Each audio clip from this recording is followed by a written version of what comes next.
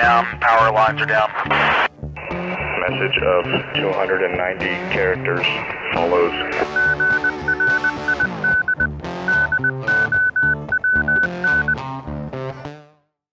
Survive, thrive, stay alive. It's time to get prepared with the Prepping Academy podcast.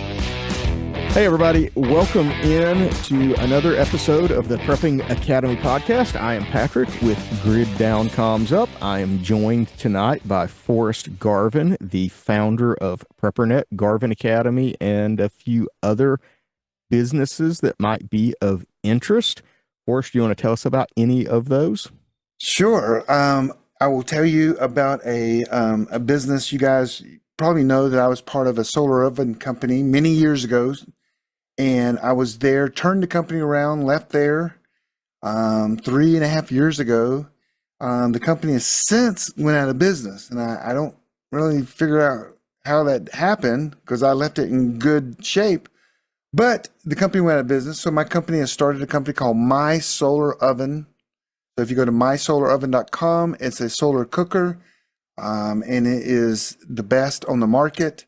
And I've created that. I also run a company called Garvin Academy where I do online education, teach people how to be amazing, teach people how to disappear on the internet, teach people how to create home-based businesses, and how to make money in crypto.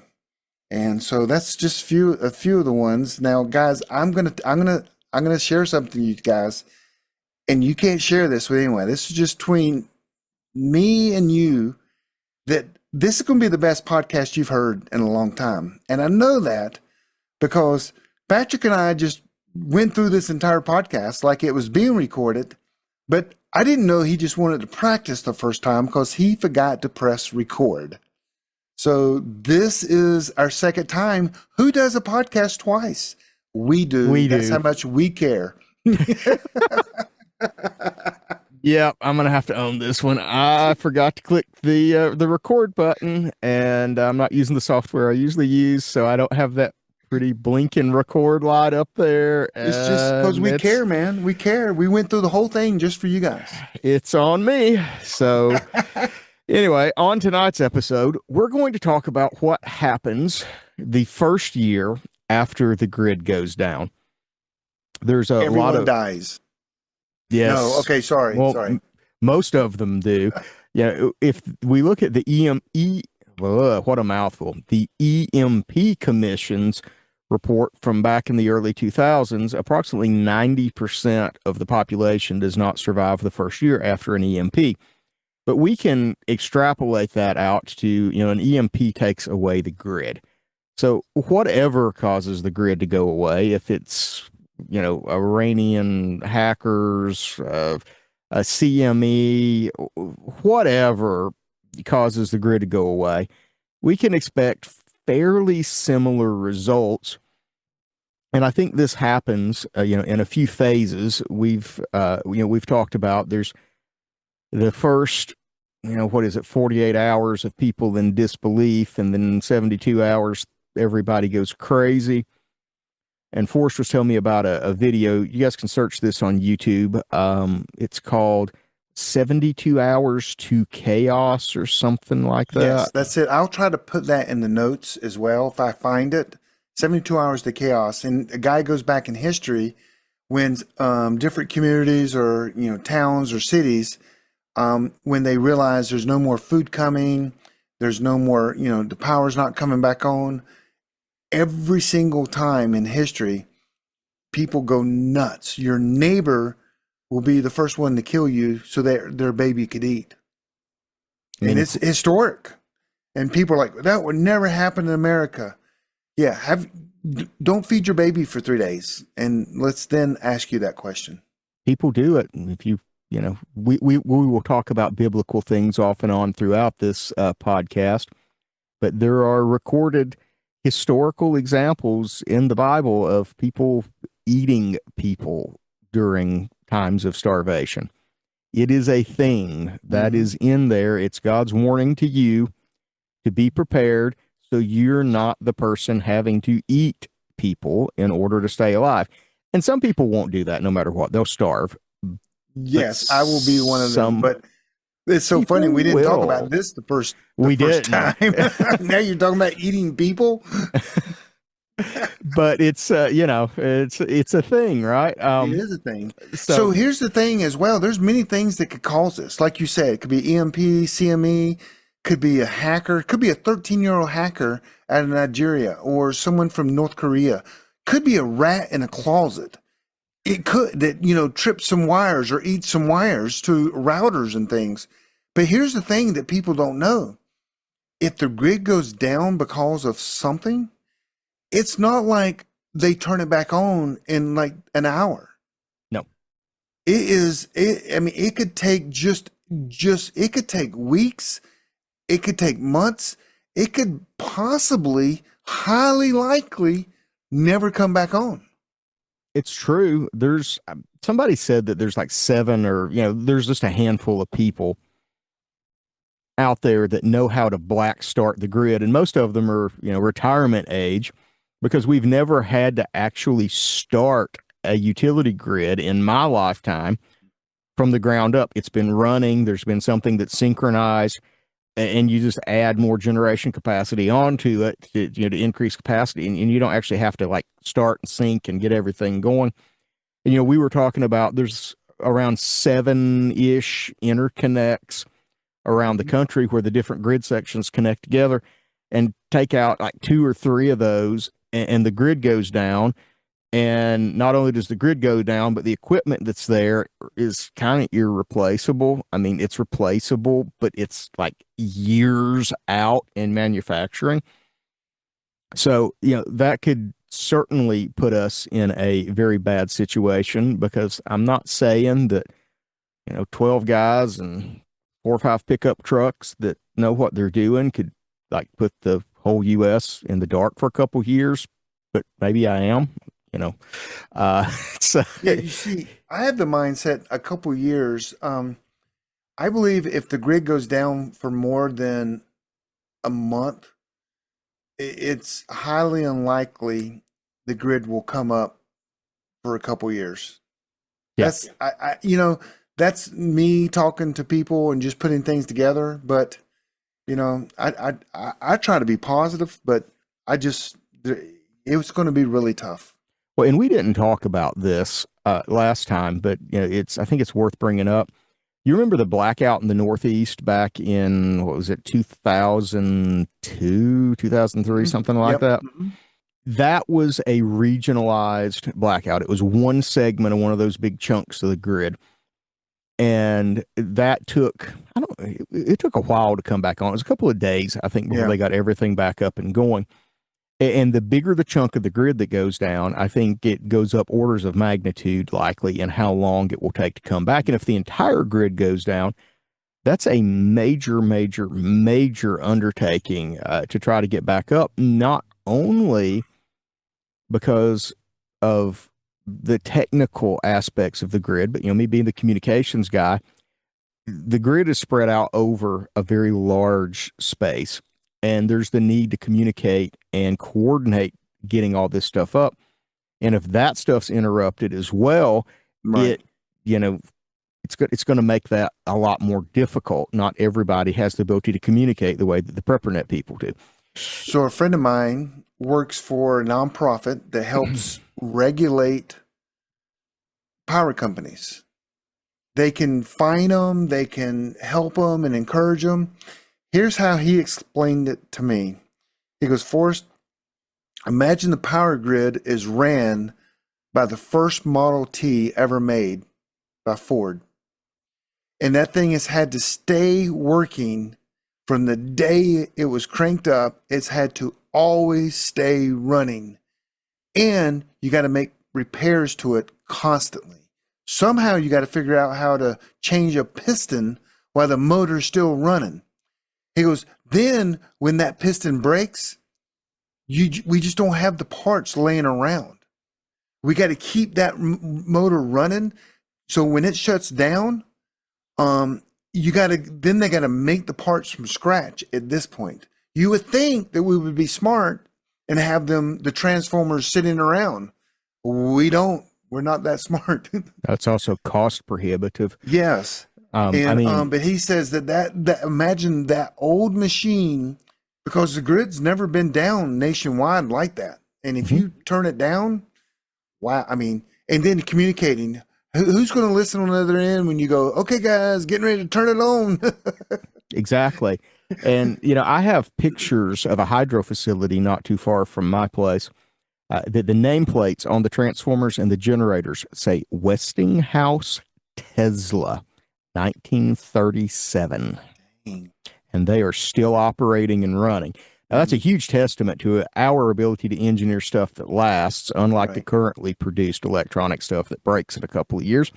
But anyway, moving on, one of the things that we talk about when it comes to bug out retreats, that trigger, that red line, okay, a couple of things have gone down, the mushroom cloud over Atlanta. We talked about the TV show Jericho, where, they see the mushroom cloud over Denver, and then they find out it's in Atlanta and New York and wherever. And so those of you guys who are looking for that signal, that red line at which you need to bug out, if you haven't figured it out yet, that's definitely one of them.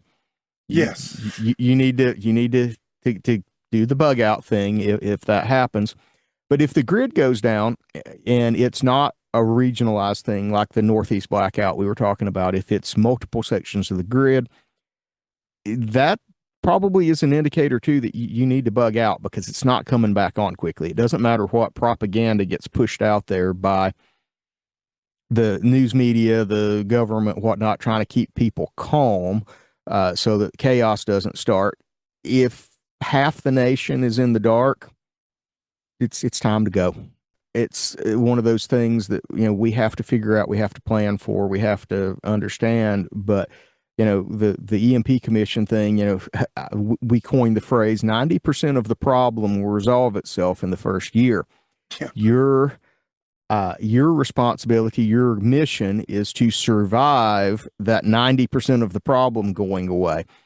And that brings us, Forrest and I, we're a little different on a couple things when it comes to like the whole prepping side of things. I'm a little more permaculture, regenerative farming, produce your own food, be independent. Forrest is a little more pack it in the basement and, be prepared that way in some ways, I think. But one of the things both of us will agree on is that first year, your primary mission is to stay alive, collect information, understand the situation, understand how big it is, the scope, that kind of thing, and prepare for, after that 90% of the problem goes away, to turn around and either start or return to the agricultural production, the producing food, the doing that kind of thing. Because if you don't, and you have, what do you call it for us? The cows in the field, That's new tomorrow's supermarket. Okay. Yeah. The tomorrow's supermarket. If you have, and you look like an agricultural operation, you're going to be a magnet for people who are hungry. And you can't stop shoppers, because when 50 people come shopping, you probably don't have enough firepower to stop them. Now, if you catch them, 10 miles away and, interdict, that might be different. But that's, again, that's the whole thing about being prepared and in a group. If you're American Gothic out there, Ma and Pa with the pitchfork against the horde of hungry people, not going to end well for you. So, I think, Forrest, your plan is to scorched earth the agricultural ops at your place. And yes. So well, first of all, I want to say that you don't be the frog in the pot of boiling water.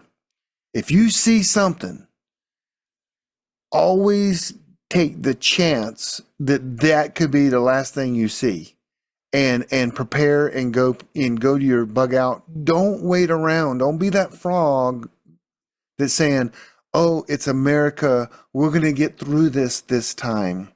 because Americans a lot, like I tell people all the time, if there's a nuclear issue in New York, Chicago, or LA, all at the same time, 99% of the people would go to work tomorrow if that happened tonight. And people go, no, they wouldn't. I'm like, yes, they would. Why? One, we're Americans. We can pull through this. We've done it before. As America, we can pull through this. Two, if I don't go to work, I may get fired. And if I don't go to work, I might not get paid. I've got to pay my house, my mortgage, my car, the kids' camp coming up. So I'm going to go to work. That's the way Americans think. That is people in a pot of water right there saying, well, we're, and do I believe in America? I served our country. I believe in America.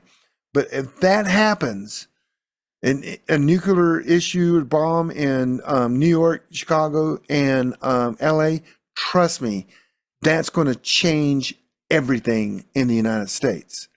And so don't be the frog. So bug out and be ready. Second is you got to have a group. If you don't have a group, you just prepare to die. I mean, I know. I always say, if you're not in a group, you're going to die. And I believe that. I think history has kind of proven that too. Mm-hmm. You got to have that tribe. And who wants to fight zombies alone? It's true. And, that's the thing. Yeah. If you get out ahead of the curve, you can get into a situation where that you can disappear effectively prior to things getting as bad as they're going to get, Right. because it's going to progressively get worse. It's not, we all love a good zombie movie, right? And if you notice in a zombie movie, it's always like everything's normal and then people are eating each other. It's just, and I don't know what's got me on the people eating each other thing this time around, but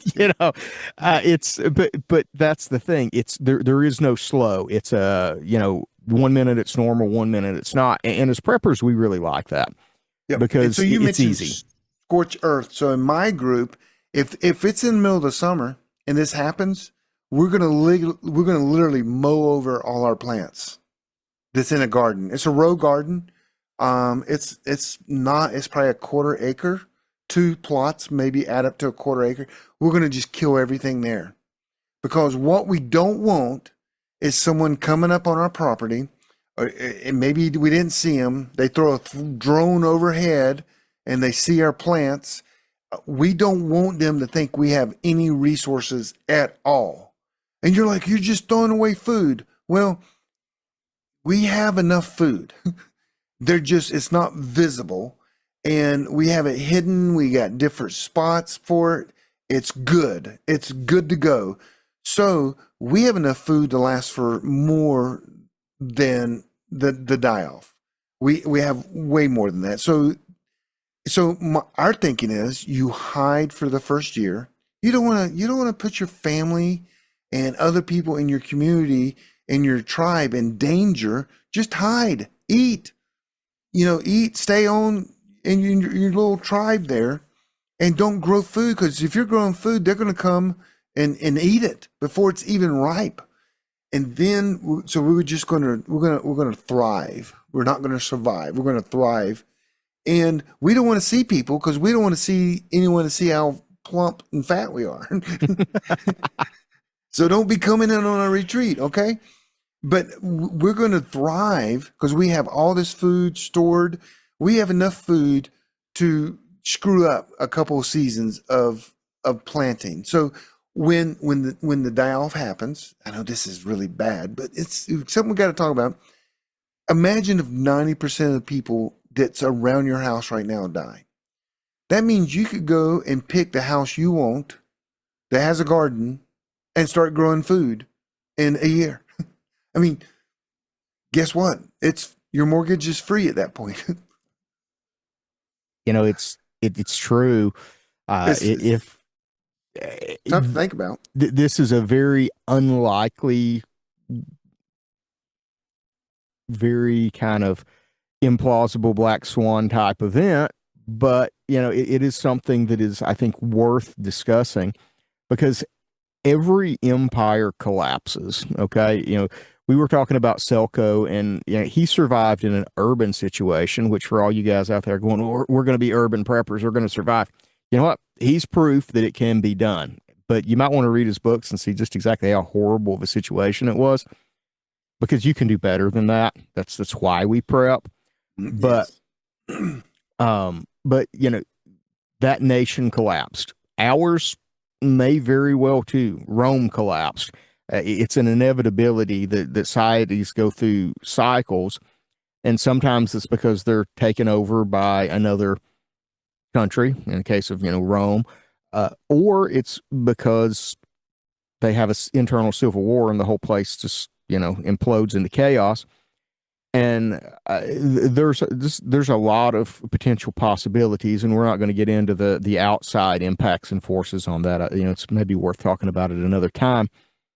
But for this, we're focusing on that because a lot of people, we focus on the parts of prepping and kind of the way we think it's going to happen. Or I was talking about William Fortune 1 second after, Mm-hmm.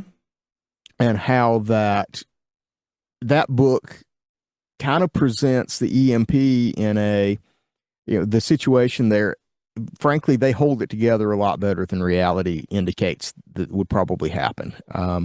It's like the light version of the collapse that's a little more palatable by readers. Right. Yep. That was like Mayberry disaster. Yeah, it was. Everybody pulls together. We're going to do great. We're going to do this.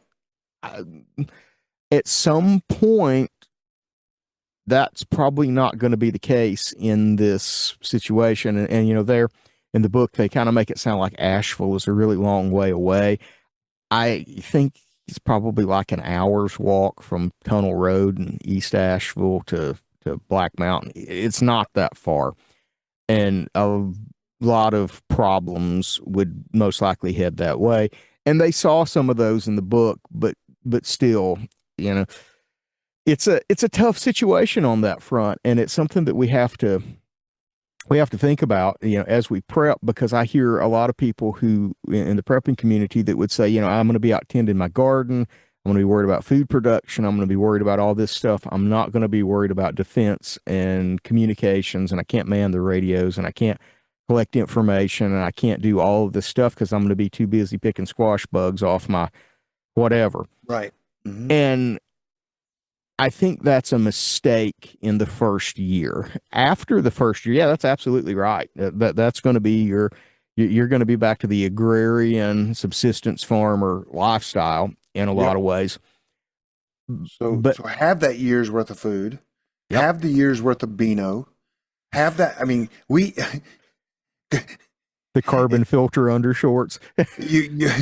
You're going to be real personal with your friends all of a sudden, and you're going to be, you'll be farting around your wife's best friend, and you're like, sorry, I can't control it at this point, but have that. And so you got the resources now. We did a study once in our group. One person, a year's worth of food is like literally less than $500. Now it's going to suck. You're eating beans and rice and lentils and powdered butter, powdered eggs. It's probably gone up in price because we did that probably in 2013 or 10. Yeah, so okay, it's $800 now, maybe $1,000 for one person. Yeah, and you're going to fart a lot. Well, and that's the other side of that too. We talk about that, and it's worth mentioning. That first year, staying healthy is going to be a huge issue for a lot of folks because your diet just changed radically. Do you have supplements? Do you have the things that you need to stay healthy while that you're moving from your typical American diet of cheeseburgers and milkshakes or whatever? Let's hope you're not eating that, but if you are, to eating rice and beans and rice and corn flour and whatever you have stored. And people say, well, store what you eat. And that is a very important thing.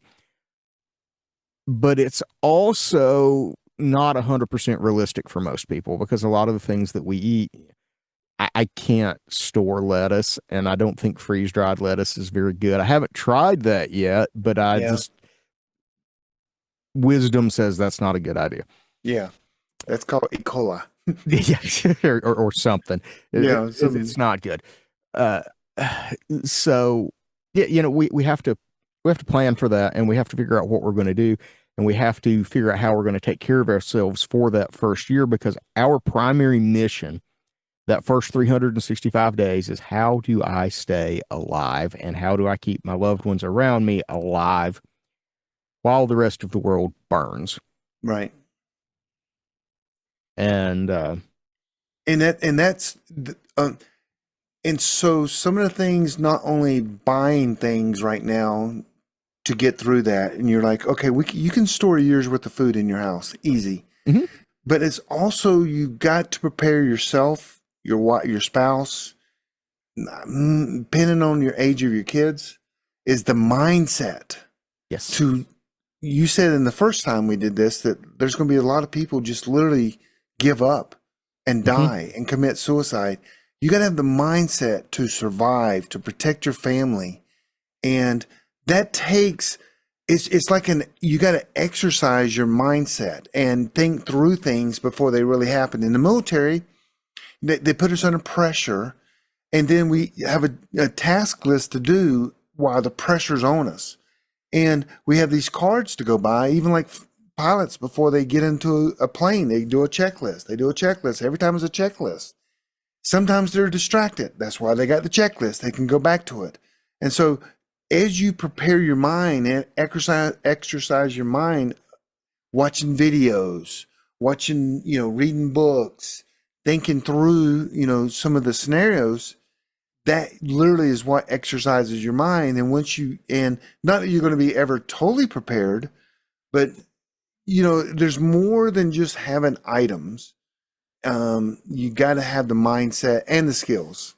yeah, and one of the things that I think a lot of people are not used to, that level of stress. I remember during Hurricane Helene, the first couple of days after, I was still trying to find some friends that I hadn't been able to reach in North Carolina. Most of my good friends in PrepperNet were on the radio, and I knew they were fine, and they were doing their thing, and they were great. There were some other folks I hadn't heard from. I had people reaching out to me about staging for a disaster relief ministry that was coming in. Had all kinds of things going on surrounding that. Plus, I was trying to work and do family stuff and everything, and the stress and the pressure of that. I remember standing at a gas pump after swapping my credit card, and I couldn't remember what my zip code was to put in the fuel pump. I couldn't do it. I ended up walking inside and just going, here's $40. Can you turn pump whatever it was on? I couldn't. It was just gone. And we don't think about that stress impact at that time, because you're going to see and you're going to experience stuff. People who go through the disasters experience and see things they need counseling for. It's not taking mental care of yourself is not something we talk about in the prepping world a lot, because it's not cool guy Rambo stuff. Okay.